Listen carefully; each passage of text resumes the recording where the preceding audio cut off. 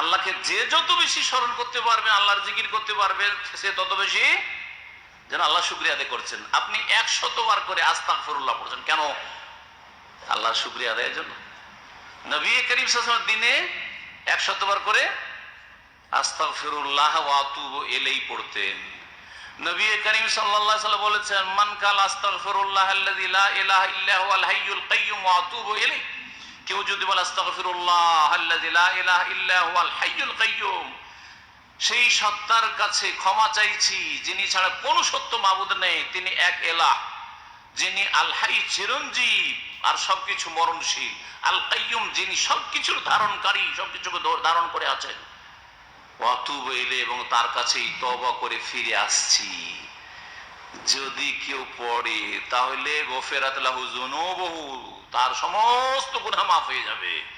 Wine কানাত মিসলা জাবাদিল বাহরি, সমুদ্রের ময়লা আবর্জনা এবং পানিতে যেসব ফেনা থাকে ঢেউয়ের, এই সমস্ত পরিমাণ যদি থাকে, সাগরে কত পানি আছে আর কত ময়লা আবর্জনা আছে, এত পরিমাণ যদি জীবনে গুনাহ হয়ে যায়, তবুও সব গুনাহ মাফ করে দেবেন আল্লাহ রাব্বুল আলামিন।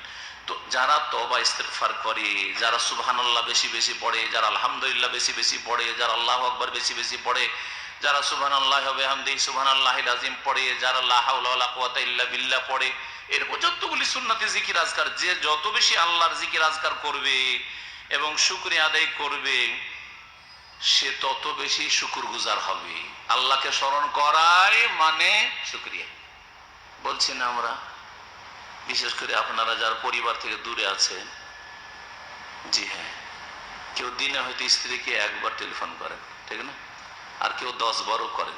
একবার করার লোক আজকাল পাওয়া যাবে না হয়তো, তারপরে বললাম, তাই না? কারণ ফ্রি তো ইমো, হ্যাঁ।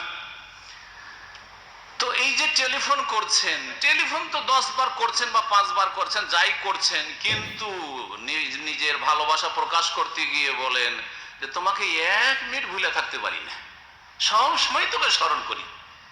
আরে ঘুমাই তবুও তোমার কথা স্মরণ হয়, ডিউটি করি তাও তোমার কথা স্মরণ হয়, আর বাজারে যাই তাও তোমার কথা স্মরণ হয়, কোন সময় তোমাকে বলতে পারি না। বলেন না, বলেন না। তার মানে কি? তার মানে যে স্ত্রীর মূল্যায়ন করছেন, স্ত্রীর কদর করছেন, এটা অন্তরে আপনার মর্যাদা আছে, স্ত্রীর কদর আছে। জি হ্যাঁ। তো যে যত বেশি আল্লাহর জিকির আজকার করবে, আল্লাহকে স্মরণ করে, তত বেশি তার অন্তরে আল্লাহর কদর আছে, মর্যাদা আছে, মূল্যায়ন করছে আল্লাহর নিয়ামতের। এই জন্য আল্লাহ রাব্বুল আলামিন কোরআনে কারিমে বলেছে, ফাজকুরুনি আযকুরকুম ওয়াশকুরুলি ওয়ালা তাকফুরুন। সূরা বাকারা আয়াত 152 তে আল্লাহ ইরশাদ করেছেন, ফাজকুরুনি, আমার জিকির আজকার করো, আমাকে স্মরণ করো তোমরা। তাহলে স্মরণ করতে বলছেন, আগে জিকির, স্মরণ, জিকির মানে স্মরণ করতে বলছেন। আযকুরকুম, তাহলে তোমাদেরকে আমি আল্লাহ স্মরণ করব। চিন্তা করেন, আমি আপনি কে? আমি আপনি কে আল্লাহর কাছে? 7 আসমানের উপর থেকে, আরশ আজিম থেকে আল্লাহ আমাকে আপনাকে স্মরণ করবেন বলছেন, ওয়াদা করছেন। আমি একটা ক্ষুদ্র বান্দা, আপনি, আমি অসহায় বান্দা, গুনাহগার বান্দা, কত ভুল ত্রুটি হচ্ছে।